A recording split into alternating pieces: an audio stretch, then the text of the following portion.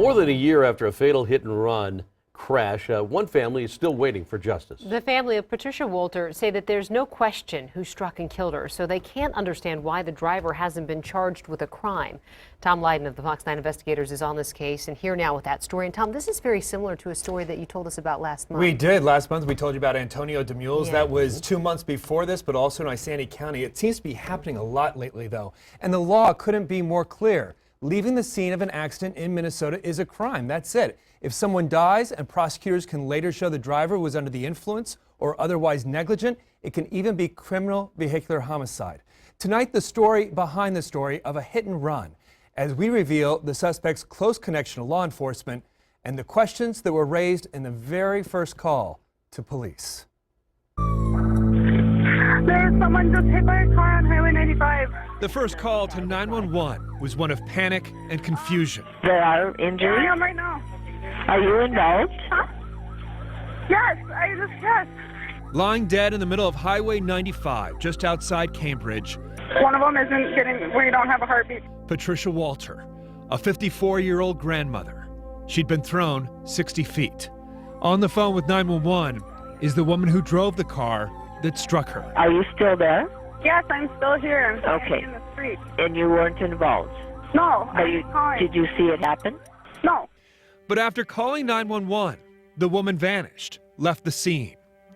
21-year-old Bailey Hanson was identified as the driver the very next day after her father contacted police. The Fox 9 investigators have learned her father, Todd Hanson, was at the time of the accident a longtime Cambridge police officer. But you believe she clearly saw your mother in the road and knew that she had struck and killed someone? Yes. Matthew Turner is Walter's son. I guess she turned the car, stopped or turned the car around, but at some point in time got out, saw my mother on the side of on the road dead, and it wasn't even on the side of the road. I mean, if you look at the police pictures, it was in a lane. Was there sitting there, you know, and then chose to leave. But it was 3 days before this daughter of a police officer would even be questioned by investigators. She was never booked, and more than a year later, there's been no decision on whether to charge her with leaving the scene of an accident, a felony. So you think the fact that her father is a police officer has something to do with why it's not charged? Definitely. One of the things about this accident is it's a little bit complicated. There were actually 2 accidents that night, separated by mere seconds. In the first one, Patricia Walter was actually a passenger in her son's car. He was driving when they got into a collision down there on Highway 95. They pulled over right over here. Her son's driver's door, though, was jammed. He couldn't get out, so Patricia Walter got out of the car to help him, and that is when she was struck and killed by another driver. According to the State Patrol's accident reconstruction, there was plenty of blame to go around. Walter's son, Joseph Turner, was convicted of driving drunk in the initial accident. And seconds later, Patricia Walter was standing in the roadway, wearing dark clothes, when she was hit by Bailey Hanson. But the report is also clear that Bailey Hanson knew she struck something, saw a body on the road, and still left the scene. Telling investigators the man performing CPR told her to go.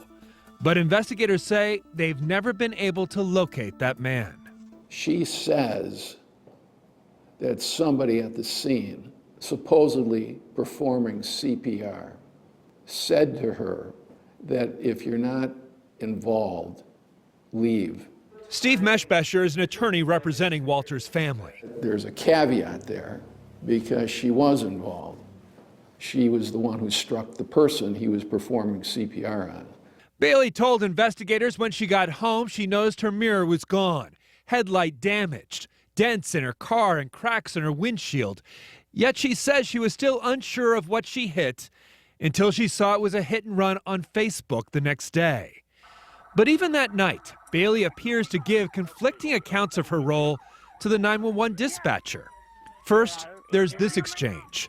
Are you involved? Huh? Yes, yes. You're involved, yeah? Is anybody hurt? Yes, is someone... Okay. Send an ambulance? 90 seconds later, she appears to say just the opposite. You're Is an ambulance coming? Listen to me, okay? You are not involved, right? No, I'm not. But by leaving the scene, Bailey was never tested that night for drugs and alcohol. I've been in this profession for 36 years. And I've never seen anything like this. So you can interpret that any way you want, but it sure seems inappropriate to me. It smells funny. It's not the first hit and run in Isanti County to raise questions. 2 months earlier, 15-year-old Antonio DeMules was killed while riding a skateboard. The driver, Adam Mackey, fled the scene, later telling police he thought he'd hit an animal. Prosecutors refused to file charges until DeMule's family uncovered phone records, apparently overlooked by investigators, that showed Mackey tried to download a police scanner app 40 minutes after the accident. After the Fox 9 investigators profiled the case last month, Mackey was finally charged with leaving the scene of an accident. But in the case of Bailey Hansen, investigators won't even say whether they've subpoenaed her phone records. You don't know whether they have Bailey Hansen's phone records one way or the other. No, we don't know that. They won't even tell you whether they have those. They haven't. We wrote a letter in July. We have not gotten any response. It's been more than a year since that panicked 911 call. A year since Patricia Walter died in the middle of the highway. And her son is still waiting to see if the daughter of a local cop will ever face charges. What do you make of that? I can't even make sense of that. I mean, I don't understand how anybody can do that, so. Bailey Hansen and her father both declined requests for comment. Todd Hansen resigned from the Cambridge Police Department just 3 months ago. To avoid a conflict of interest, Isanti County turned this case over to the State Patrol, and it was presented to the Anoka County Attorney for criminal charges.